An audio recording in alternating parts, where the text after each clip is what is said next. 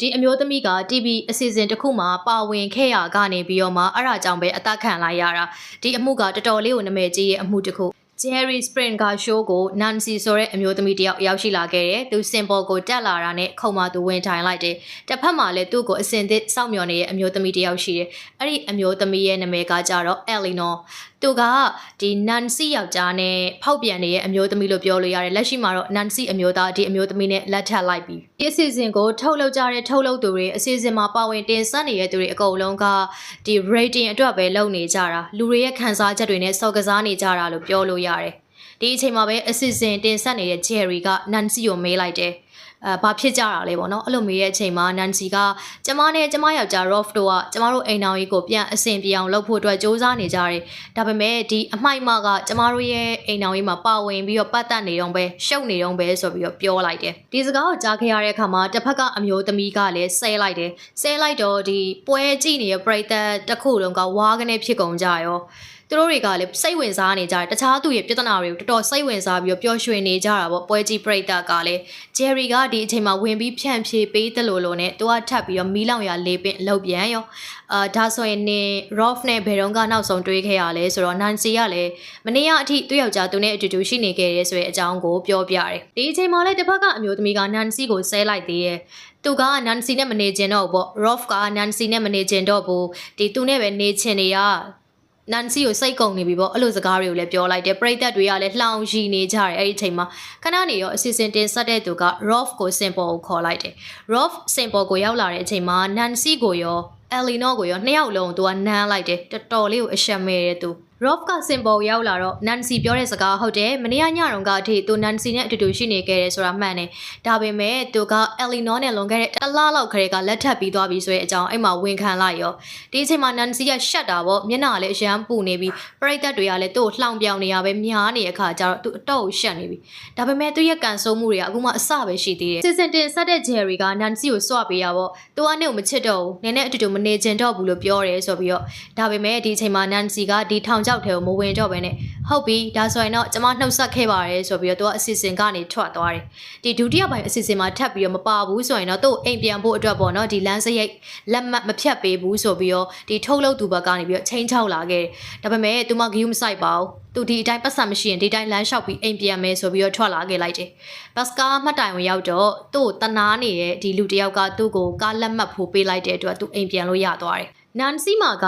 ပထမအိမ်အောင်နဲ့သားသမီးတွေရှိတယ်ဒါပေမဲ့သားသမီးတွေအကုန်လုံးကခွဲထွက်သွားခဲ့တဲ့အချိန်မှာတော့ Nancy လည်းအရန်ကိုအထီးကျန်ပြီးတော့ဒီ chat room တစ်ခုကနေမှဂျာမနီမှာနေထိုင်တဲ့ Rolf နဲ့သူကစကားပြောခဲ့ကြတယ်နောက်တော့ Rolf က American ထိရောက်ရှိလာခဲ့ပြီးတော့ Nancy နဲ့လက်ထပ်ပြီးတော့နေကြတယ်သူတို့အိမ်အောင်ရဲ့အဆင်ပြေတယ်ရဲလို့တော့မဟုတ်ဘူးအကြမ်းဖက်မှုတွေနှိပ်စက်မှုတွေအများကြီးပဲရှိခဲ့တယ်Nancy ကိုယ်တိုင်ထင်နေခဲ့တာကလည်းဒီ Jerry Springer show ကသူ့ရဲ့အိမ်အောင်ရဲ့အဆင်ပြေသွားအောင်ကူညီပေးနိုင်မယ်လို့ပဲသူကထင်နေခဲ့ရသူကရန်ရိုးသားတဲ့အတွက်ကြောင့်မို့လို့ဒီလူတွေသူ့အတုံးချမယ်မှန်သူမသိခဲ့ဘူးဒါပေမဲ့အစီအစဉ်တစ်ခုလုံးမှာသူအတုံးချခံလာရတယ်ဒီကိစ္စတွေအကုန်လုံးဖြစ်တဲ့အချိန်မှာဒီရိုက်ကူးရေးကရိုက်ကူးထားရုံပဲရှိသေးတယ်ဒီအစီအစဉ်ကိုမထုတ်လွှင့်ရသေးတဲ့အချိန်အဲဒီနောက်ပိုင်းမှာ Rolf က Nancy ရှိကိုပြန်လာတယ်သူတို့အတူတူပြန်ပြီးတော့နေထိုင်ကြသေးတယ် Nancy က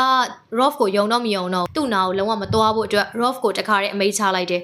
Rolf နဲ့သူနဲ့လည်းခွဲနေကြတော့တယ်အားလုံးပြီးသွားပြီဇလန်တွေအကုန်လုံးအဆုံးသတ်သွားပြီလို့အားလုံးကတော့ထင်နေခဲ့ကြတယ်အဲဒီနေ့ညတုန်းက Rolf ကဘာတစ်ခုမှအရက်ထိုင်တောက်နေခဲ့တဲ့အချိန်မှာပဲဒီသူတို့ရိုက်ကူးထားတဲ့အစီအစဉ်ကလည်း TV မှာထုတ်လွှင့်လာခဲ့တယ်သူလည်းဒီအစီအစဉ်ကိုကြည့်မိသွားခဲ့တဲ့အချိန်မှာ Nancy ကRolf ကအထီးကျန်နေတဲ့အမျိုးသမီးတွေစီကနေငွေညှစ်တက်တဲ့သူဆိုပြီးတော့အဲ့လိုမျိုးပြောလိုက်တာဒီစကားကိုကြားတော့မူးကလည်းမူးနေတဲ့အချိန်မှာဒေါသတွေအရန်ထွက်သွားတယ်သူလည်းအိမ်ကိုပြန်ပြီးတော့ Nancy ကိုတက်ခါတဲ့အဆုံးသတ်ပြစ်လိုက်တယ်ခဏအကြာမှာတော့ Nancy ရဲ့သားဖြစ်သူစီကိုရဲတွေဘက်ကနေပြီးတော့ဖုန်းကောဝင်လာခဲ့သူအိမ်ကိုပြန်ပြေးသွားခဲ့တဲ့အခါမှာတော့အိမ်မှာသူ့အမေရရဆက်ဆက်အဆုံးသတ်ခံလိုက်ရပြီ Rolf နဲ့ဒီအစီအစဉ်မှာပါဝင်ခဲ့ Eleanor တို့အကုန်လုံးနှစ်ယောက်စလုံးဖန်ဝရန်အထောက်ခံလိုက်ရတယ်လူတွေအကုန်လုံးကလည်းဒီအစီအစဉ်ကိုထုတ်လွှင့်ခဲ့တဲ့Jerry Springer တို့အဖွဲ့တစ်ဖွဲ့လုံးကိုဆွဆွဲကြတာပေါ့ဒါပေမဲ့သူတို့ကကြတော့လေဒါသူတို့နဲ့မဆိုင်ဘူးပေါ့နော်သူများရဲ့လူမှုရေးကိစ္စဖြစ်တယ်ဆိုပြီးတော့ပဲညှင်းလိုက်တယ်ဖမ်းပြီးတဲ့အခါမှာ Eleanor ကကြတော့ तू လောက်ခဲ့တာမဟုတ်ပါဘူး तू မကျူးလွန်ဘူးဆိုပြီးငိုယိုပြီးတော့တောင်းပန်နေခဲ့ Rolf ကကြတော့ဘလို့မှမတုတ်ပြန်အောင်အေးဆေးပဲ तू တသက်တကြုံထောင်တန်းချမှတ်ခြင်းခံလိုက်ရတယ်အဲ့ဒီအချိန်မှာဒီ show Jerry Springer show ကခဏလေးတော့ရနာသွားခဲ့ပေမဲ့လည်းနောက်ပိုင်းမှာတော့အေးအေးဆေးဆေးဆက်လက်ပြီးတော့ထုတ်လွှင့်သွားခဲ့တယ်ဒီ show နောက်ဆုံးထုတ်လွှင့်သွားခဲ့တဲ့2018ခုနှစ်အထိကိုပေါ့နော်သူတို့အေးအေးဆေးဆေးပဲ show ကပုံမှန်အတိုင်းပဲထုတ်လွှင့်သွားတယ် Nancy ကန်ဆိုးသွားခဲ့တဲ့နေ့ပေါ့နော် သူအရှော့ခံလိုက်ရတဲ့နေ့ကကြတော့2000ပြည့်နှစ်ဇူလိုင်လ24ရက်နေ့Rolf ထောင်တန်းချမှတ်ခြင်းခံလိုက်ရတာကကြတော့2002ခုနှစ်မှာဒီအမှုမှာဖောက်ပြန်တဲ့မိန်းမပေါ့နော်မရင်ငယ်မှာ Eleanor ကထောင်မကြားခဲ့ပါဘူးသူကသူ့ယောက်ျား Rolf အတွက်ရှေ့နေတွေပါတော့မှငှားပေးခဲ့လိုက်သေးတယ်ဒါပေမဲ့လည်းမရပါဘူးသူထောင်တန်းတသက်တကြုံကျသွားခဲ့တယ်ဒါကတော့ Jin နဲ့ Stephen တို့နှစ်ယောက်လက်ထပ်ပွဲတုန်းကပုံတွေပါ Jin ကသာသူ့ယောက်ျား Stephen ကဘလို့လူမျိုးလဲဆိုတာကိုကြိုသိခဲ့မယ်ဆိုရင်တော့အဲ့ဒီနေ့ကမင်္ဂလာဆောင်ကနေပြီးတော့သူမတခါတည်းထွက်ပြေးသွားလောက်တယ် Jin နဲ့ Stephen တို့နှစ်ယောက်လုံးကတွေ့ဆုံပြီးတော့3နှစ်လောက်အကြာမှာပဲသူတို့လက်ထပ်ခဲ့ကြတယ်ဂျင်းရဲ့တငယ်ချင်းတွေအကုန်လုံးကလည်းစတီဖင်ဟာယောက်ျားကောင်းတစ်ယောက်ဖြစ်တဲ့ဂျင်းအနေနဲ့လက်ထပ်မယ်ဆိုရင်တော့သူ့လိုအမျိုးသားကိုပဲလက်ထပ်တဲ့နေဆိုပြီးတော့အားလုံးကသူ့ကိုတိုက်တွန်းခဲ့ကြတယ်ဂျင်းကတော့သမီးစားဆက်ဆံရေးမှာရှိခဲ့တဲ့အတွက်ကြောင့်မို့လို့စတီဖင်ရဲ့အကြောင်းအနည်းနဲ့အများတော့သိရပါသူသဘောမကျတဲ့ကိစ္စရက်လေးတွေရှိနေခဲ့ပေမဲ့လို့ချစ်တဲ့အတွက်ကြောင့်မို့လို့လက်ထပ်ဖို့သဘောတူခဲ့တယ်မိခင်ကိုအရန်တွေ့ကြတဲ့သူတစ်ယောက်ဖြစ်တယ်ပြီးတော့သူကရှေးရိုးဆွဲမိသားစုပုံစံကနေလာတာဖြစ်တဲ့အတွက်ဖအေဟာပတ်စံရှာအမေကတော့အိမ်မှာပဲနေမိသားစုကိုကြည်အိမ်လုံးတွေလုံးဒ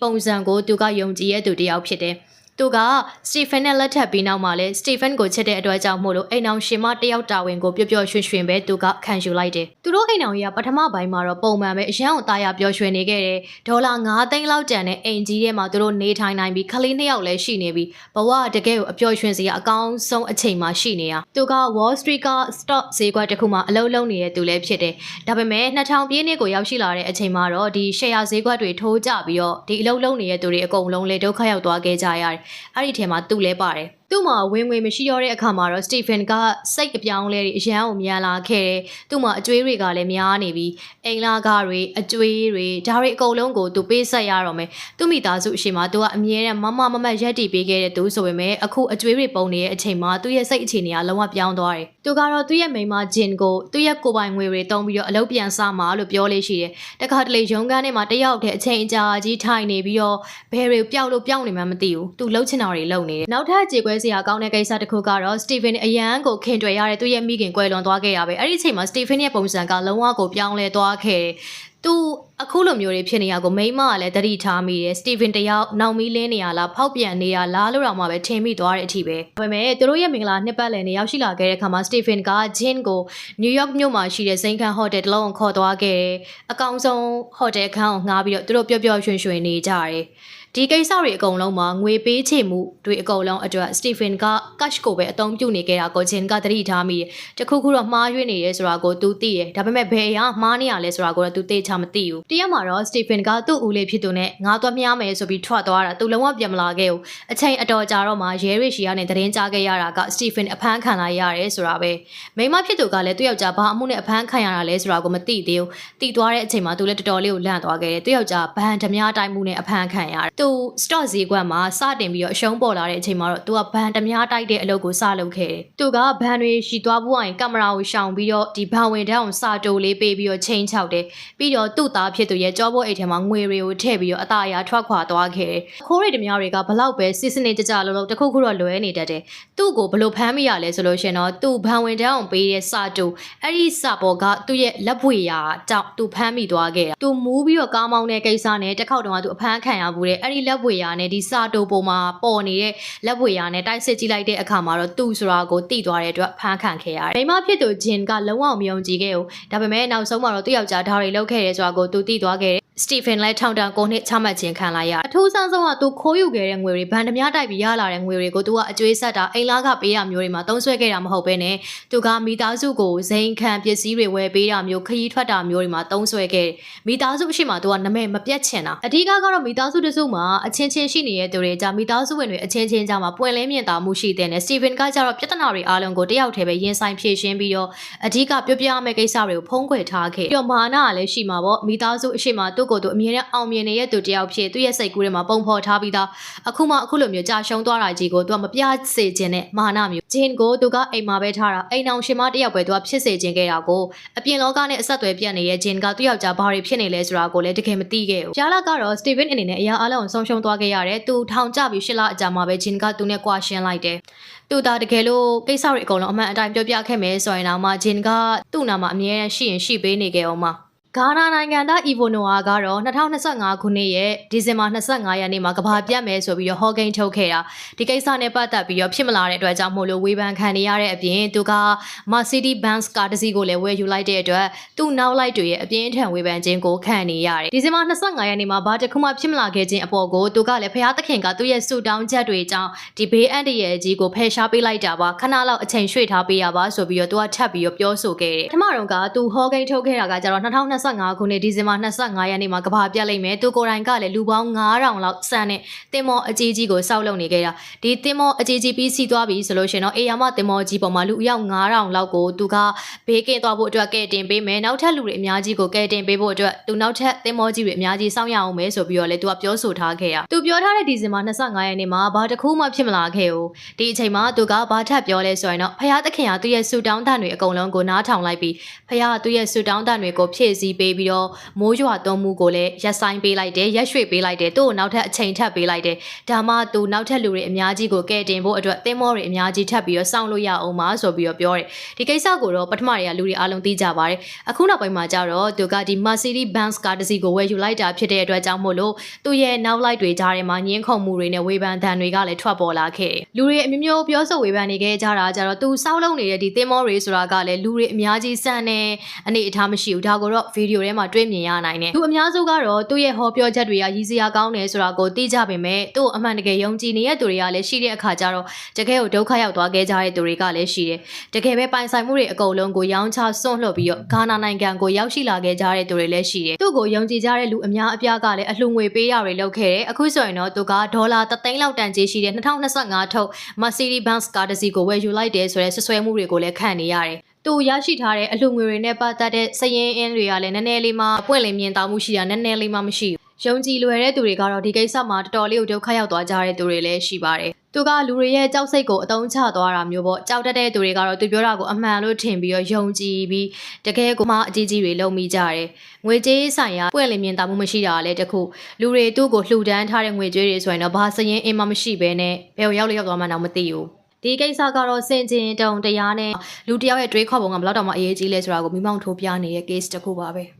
ဲဒီကောင်မလေးကခါအယိုးတွေကိုချိုးပစ်လိုက်တယ်ခွဲစိတ်ပြုတ်ပြင်ပြီးတဲ့နောက်မှာတော့ခါတေးသေးလေးရရှိဖို့အတွက်သူလှုပ်ခဲ့တာပါဆိုပြီးတော့သူ့ရဲ့ fan တွေကိုပြောပြနေခဲ့တယ်ဒီဗီဒီယိုရဲ့အောက်မှာရှိတဲ့ comment တွေထဲမှာလည်းအားလုံးကသူ့ကိုလူလိန်လူညာဆိုပြီးတော့ပြောနေကြတာကြီးပဲဘယ်သူမှလည်းသူဒီခွဲစိတ်မှုလုပ်ခဲ့တယ်ဆိုတာကိုမယုံကြည်ကြဘူးဒါပေမဲ့သူကတော့ဒါမျိုးခွဲစိတ်ခဲ့တယ်ပြီးတော့ဒါကသူ့ရဲ့အယိုးတွေပါဆိုပြီးတော့ပြောပြနေခဲ့တယ်ဒီနေ့ဒီခွဲစိတ်ကူးတာမှုနဲ့ပတ်သက်တဲ့အကြောင်းအရာကိုပြောပြမယ်ခါအယိုးတွေကိုခွဲထုတ်ပြီးတော့ခါတေးသေးလေးဖြစ်သွားအောင်လို့ခွဲစိတ်ပြုတ်ပြင်ထားတဲ့ online ပေါ်မှာနာမည်ကြီးတဲ့Pixie Fox ဆိုတဲ့သူကိုတော့သိကြမှာပါအဲ့ဒီအမျိုးသမီးကသူ့ရဲ့ခန္ဓာကိုယ်မျက်နှာတစ်ခုလုံးကာတွန်းပုံစံကြီးခွဲစိတ်ပြုတ်ပြင်ပြီးတော့သူ့ရဲ့အကြီးဆုံးခွဲစိတ်ပြုတ်ပြင်မှုတွေကတစ်ခုကတော့ခါအယူချိုးပြီးတော့သူခါတိတ်တိတ်လေးဖြစ်သွားအောင်လို့ခွဲစိတ်ထားခဲ့ခွဲစိတ်မှုပဲဒီကောင်မလေးကလည်းအဲ့ဒါတွေကိုပဲသဘောကျလို့လိုက်ပြီးတော့လိန်နေရလဲဖြစ်ကောင်းဖြစ်လိမ့်မယ်ကျမ်းမာရေးရှုထောင့်အရာဆိုရင်တော့နံရိုးကိုဖယ်ရှားလိုက်တဲ့ခွဲစိတ်ကူးတောက်မှုကအရန်ကိုပင်ပန်းတယ်လို့မျိုးအန်တီရဲလဲများတယ်နံရိုးတွေကအစုံနဲ့နှလုံးလိုမျိုးအရေးကြီးတဲ့ခန္ဓာကိုယ်ကိုရင်းအင်ကအစိတ်ပိုင်းတွေကိုကာကွယ်ပေးထားတာဖြစ်တဲ့အတွက်ရေရှည်မှာကျမ်းမာရေးအခြေအနေတွေထိခိုက်လာနိုင်တယ်လူတစ်ယောက်နဲ့တစ်ယောက်ကကြတော့လေအလှပစံချိန်စံညွှန်းခြင်းကိုလှတယ်လို့ထင်တဲ့ပုံစံချင်းကလည်းမတူညီတဲ့အခါကျတော့လူတွေကအမျိုးမျိုးလောက်ကြတာပဲသူကလည်းခါတေးသေးလေးနဲ့မှလှတယ်လို့ထင်တဲ့အတွက်ကြောင့်မို့လို့ခွဲစိတ်မှုကိုလုပ်ခဲ့တာဖြစ်လိမ့်မယ် Pixie Fox တို့ဘာလို့ဆိုရင်တော့တကယ်ကိုခွဲစိတ်ထားတာခါကလုံးဝတေးသေးလေးမှတေးသေးလေးပဲရှိရောတယ်လူတစ်ယောက်မှာနံရိုးကဒီဘယ်ဘက်12ချောင်းညာဘက်12ချောင်း12စုံရှိရပေါ့နော်ညာဘက်နဲ့ဘယ်ဘက်အတွက်မှာခါသေးဝဖို့အတွက်ခွဲစိတ်မယ်ဆိုရင်တော့နံရိုးနံပါတ်17 12တွေကိုဖယ်ရှားပြလိုက်ရမှာတခါတလေကြာရင်တော့နံရိုးနံပါတ်10ကိုပါဖယ်ရှားရလေးရှိတယ်ဒီခွဲစိတ်မှုကခန္ဓာကိုယ်ရဲ့အရေးကြီးတဲ့ကိုရင်းကအစိတ်ပိုင်းတွေကိုကာကွယ်ပေးထားတဲ့အကာအယံကိုဖယ်ထုတ်ဖြစ်လိုက်တာဖြစ်တဲ့အတွက်ကျန်းမာရေးဆိုးကျိုးတွေကတော့အများကြီးပဲနံရိုးတွေကကြောက်ကပ်အသေးအဆုပ်ဒါတွေရဲ့အစိတ်ပိုင်းတွေကိုကာကွယ်ပေးထားတာဖြစ်တဲ့အတွက်ကြောင့်မို့လို့တစ်ခုခုထိခိုက်မိတာမျိုးဆိုရင်တော့အကာအကွယ်မရှိရတဲ့အတွက် ကျမ်းမာရေးကတော့အတော်လေးကိုထိခိုက်သွားမှာခွဲစိတ်ပြီးရဲ့နောက်မှာအမယုတ်ကလည်းအချိန်အကြာကြီးကြံနေခဲ့နိုင်တယ်လို့မျိုးတော်တော်နဲ့လည်းပြန်ပြီးတော့တတ်တာမှမဟုတ်ဘူးနိုင်ရိုးတွေကဒီအသက်ရှူလိုက်တဲ့အခါတိုင်းမှာအပြင်ဘက်ကိုကားထွက်ဖို့အတွက်အကူအညီပေးရဖြစ်တဲ့အတွက်ဒါတွေမရှိတော့ဘူးဆိုရင်အသက်ရှူရလည်းခက်ခဲလာနိုင်တယ်။ဘာပေါ်မှာရှိတဲ့ plastic surgery ဆရာဝန်အများစုကတော့ဒီခွဲစိတ်မှုကိုမလုပ်ဖို့အတွက်တော်တော်လေးကိုတားမြစ်ကြတယ်။ဒါပေမဲ့လူတွေကကြတော့လည်းအရန်လှပခြင်းတဲ့အတွက်လုံနေကြတဲ့သူတွေလည်းရှိတယ်။ဆရာဝန်တွေကကြတော့ဒီအလှပအတွက်လေးနဲ့ကိုရင်းအင်္ဂါတွေရဲ့ဘေးကင်းမှုကိုရင်းရတာမတန်ဘူးလို့ထင်တဲ့အတွက်တားကြတာဒီအမျိုးသမီးကတော့သူ့ရဲ့ဗီဒီယိုတော်တော်များများမှာသူကဒီခါအယိုးတွေကိုဖယ်ရှားပြီးတော့ခါသေးဝအောင်ခွဲစိတ်ပြုပြင်ထားတယ်ဆိုပြီးတော့ခဏပြောဆိုလေးရှိတယ်။ဒါကအမှန်ဟုတ်မဟုတ်ဆိုတာကတော့အငင်းပွားဖွယ်ရကိစ္စတစ်ခုပါပဲ။သူကတော့တကယ်မလုပ်ထားတော့ဘူးဆိုပြီးတော့သူ့ရဲ့ပရိသတ်တွေကတော့ပြောကြတယ်။သူကခါကိုပုံသွင်းတဲ့ခါစီးကိုပေါ့နော်တရက်အချိန်တွေအကြာကြီးဝစ်ပြီးတော့ခါကိုပုံသွင်းထားတာလည်းဖြစ်နိုင်တယ်။ခါသေးချင်တဲ့သူတွေကတော့အဲ့ဒီခါစီဝစ်တာမျိုးဒီအစီအချိုတွေအငံတွေရှောင်းတာမျိုးနဲ့လည်းခါသေးပြီးတော့ဝိတ်ကျသွားနိုင်တာပဲအရန်အန်တီရဲ့များတဲ့နီးလန်းကိုလည်းရွေးစရာတော့မလိုပါဘူးလေစိတ်ကနေပြီးတော့ထူးထူးဆန်းဆန်းပျောက်ဆုံးသွားခဲ့တဲ့ last midterm သူရဲ့ဗီဒီယိုကအခုချိန်ထိ internet ပေါ်မှာရှိသေးတယ်အခုသွားကြည့်ချင်တယ်ဆိုလို့ရှင်လည်းသွားကြည့်လို့ရတယ်ဒီလိုမျိုးပေါ့နော်သူလေစိတ်ထဲကနေပြီးတော့ပြေးထွက်သွားခဲ့တယ်ပြီးတော့လုံးဝကိုပျောက်သွားခဲ့တာသူကကြောဟုတ်တစ်ခုတည်းကိုပြေးဝင်သွားခဲ့အဲ့နောက်ပိုင်းသူ့ကိုဘယ်သူမှရှာလို့မရတော့ဘူးသူနဲ့ပတ်သက်တဲ့အကြောင်းအရာဘာတစ်ခုကိုမှလည်းထပ်ပြီးတော့ရှာမတွေ့တော့ကဘာကျော်လူပျောက်ဆုံးမှုကြီးလို့ပြောလို့ရတယ်သူပျောက်သွားတဲ့နေရာကသူနေတဲ့နိုင်ငံလည်းမဟုတ်သူနေထိုင်နေတဲ့မြို့လည်းမဟုတ်ပဲသူတခြားနိုင်ငံကိုခရီးထွက်နေရင်းနဲ့မှသူလုံးဝမသိတဲ့မြို့စိမ့်သက်မျိုးတစ်မျိုးမှာလုံးဝကိုပျောက်ကွယ်သွားခဲ့ရဘယ်သူမှလည်းတို့ရှာမတွေ့ကြတော့ဘူး Lost က2014ခုနှစ်မှာဘူလ်ဂေးရီးယားနိုင်ငံကိုခရီးထွက်နေရင်းနဲ့မှရုတ်တရက်ကြီးလေစိတ်ထဲကနေပြီးတော့သူပြေးထွက်သွားခဲ့တယ်ပြီးတော့တောအုပ်တစ်ခုတည်းဝင်သွားခဲ့တယ်သူလေစိတ်ထဲကနေပြေးထွက်သွားခဲ့တဲ့ CCTV မှတ်တမ်းတွေဆိုလို့ရှိရင်တော့အခုထိ internet ပေါ်မှာရှိနေသေးတယ်သူဘာဖြစ်လို့အခုလိုမျိုးပြေးထွက်သွားတာလဲဆိုတာဘယ်သူမှမသိဘူးဘာဖြစ်လို့တောအုပ်ထဲကိုဝင်သွားပြီးတော့သူဘယ်ကိုရောက်သွားတာလဲသူ့လုံးဝရှာလို့မတွေ့တော့ဘူး Last Midterm ကပျောက်ဆုံးသွားတဲ့သူတွေထဲမှာဒီကမ္ဘာအကြော်ကြားဆုံးပျောက်ဆုံးသွားတဲ့ခရီးသွားရတဲ့မှာပါဝင်တယ်2014ခုနှစ်မှာ last ရဲ့အသက်က28နှစ်အလောက်ကင်ကောင်းနဲ့ပျော်ရွှင်စရာကောင်းတဲ့ချစ်သူလေးနဲ့သူ့ရဲ့ဘဝအဆင်ပြေချုံမွေ့နေခဲ့တယ်။ဂျာမနီနိုင်ငံမှာမွေးဖွားကြီးပြင်းလာခဲ့တဲ့သူဖြစ်ပြီးတော့အသက်28နှစ်မှာတော့သူ့တငယ်ချင်းတွေနဲ့သူကဘူလ်ဂေးရီးယားကိုခရီးထွက်မယ်ဆိုပြီးတော့သူတို့စီစဉ်ပြီးထွက်လာခဲ့ကြတယ်။ဇွန်လ30ရက်2014ခုနှစ်မှာသူတို့အဖွဲ့ကဗာနာမြို့ကိုရောက်ရှိလာခဲ့ကြတယ်။သူတို့ခရီးစဉ်တစ်လျှောက်လုံးအဆင်ပြေနေကြတာပဲရောက်ရှိပြီး2ရက်လောက်အလိုမှာတော့သူတို့ဘာတစ်ခုမှတခြားဂျာမန်အဖွဲ့တစ်ဖွဲ့နဲ့ဘောလုံးအကြောင်းတွေကိုတော့ညှင်းခုန်ခဲ့ကြသေးတယ်။အဲ့ဒီနေ့မှာသူ့အဖွဲ့နဲ့သူလူစုကွဲပြီးတော့ပျောက်သွားခဲ့တယ်။နောက်နေ့သူ့ကိုပြန်တွေ့တဲ့အချိန်သူ့ရဲ့မေးရိုးနဲ့နက်စီမှာဒဏ်ရာရရှိထားတာကိုတွေ့ရ။ဒဏ်ရာကနည်းနည်းပြင်းနေတဲ့အခါမှာဆရာဝန်ကသူ့ကိုဒီလေရင်မစီးဖို့အတွက်ပြောလိုက်တယ်။တငယ်ချင်းတွေကသူနဲ့အတူတူနေပေးမယ်။သူနေကောင်းသွားမှအတူတူပြန်မယ်ဆိုပြီးပြောခဲ့ကြပေမဲ့သူကတငယ်ချင်းတွေကိုပြန်ခိုင်းလိုက်တယ်။သူရတဲ့အဆင်ပြေတယ်ဆိုပြီးတော့တငယ်ချင်းတွေပြန်သွားတော့ last ကလည်းဒီဟိုတယ်အသေးလေးတစ်ခုသူပြောင်းရွှေ့ပြီးတော့နေထိုင်နေအဲ့ဒီအချိန်မှာသူရဲ့အပြုတ်မှုတွေပုံစံတွေကအတော်လေးကိုပြောင်းလဲနေပြီးအရန်ကိုထူးဆန်းတဲ့ပုံစံတွေပြုတ်မှုနေတယ်သူ့အမေကိုဖုန်းဆက်ပြီးတော့လေလူ၄ယောက်ကသူ့ကိုလိုက်တက်နေရဲဆိုပြီးတော့သူကတူလေးပြောပြခဲ့သေးတယ်သူကအရန်ကိုကြောက်လန့်ပြီးတော့အဲ့လိုမျိုးအကူအညီတောင်းခံနေခဲ့တာနောက်နေ့မှာတော့သူလေစိတ်ထဲမှာရှိတဲ့ဆေးကမ်းမှာစစ်ဆေးနေတဲ့အချိန်မှာပဲရုတ်တရက်ကြီးအလုပ်သမားတယောက်အခန်းထဲဝင်လာတာကိုသူကအရန်ကိုကြောက်လန့်သွားပြီးတော့ဖုန်းတွေ passport တွေပတ်စံအိတ်တွေအားလုံးကိုထားပြီးတော့သူဒီမှာမနေချင်တော့ဘူးဆိုပြီးတော့ချက်ချင်းပဲအဲ့ဒီကနေပြီးတော့ထွက်ပြေးသွားတာလေစိတ်ကနေထွက်ပြေးပြီးတော့တောအုပ်တစ်ခုတည်းကိုဝင်သွားပြီးတော့ပျောက်ကွယ်သွားလိုက်တာသူ့ဘယ်သူမှဘယ်တော့မှထပ်ပြီးတော့ရှာမတွေ့တော့ဘူး last ကိုရှာဖွေဖို့အတွက်စုံစမ်းစစ်ဆေးမှုတွေအမျိုးမျိုးပဲလုပ်ခဲ့ကြတယ်ဒါပေမဲ့လည်းမတွေ့ခဲ့ပါဘူးသူဘာတွေခံစားခဲ့ရတာလဲဆေးရဲ့ဘေးထွက်ဆိုးကျိုးတွေပြီးတော့အုံနောက်ဒဏ်ရာနောက်တစ်ခုကကျတော့တကယ်ပဲရာဇဝတ်ဂိုင်းတစ်ခုခုရဲ့လိုက်လံနှောက်ယှက်ခြင်းကိုခံရတာလားဆိုတဲ့ theory တွေကတော့အများကြီးပဲရှိတယ်။အာဆီယံမိခင်ကတော့သူ့သားမှတ်ညံတွေပျောက်ဆုံးသွားတာဖြစ်နိုင်တယ်။တနေရာမှာကတော့သူအေးအေးဆေးဆေးရှင်းတန်နေထိုင်နေလိမ့်မယ်ဆိုပြီးယုံကြည်ရဲဆိုပြီးပြောတယ်။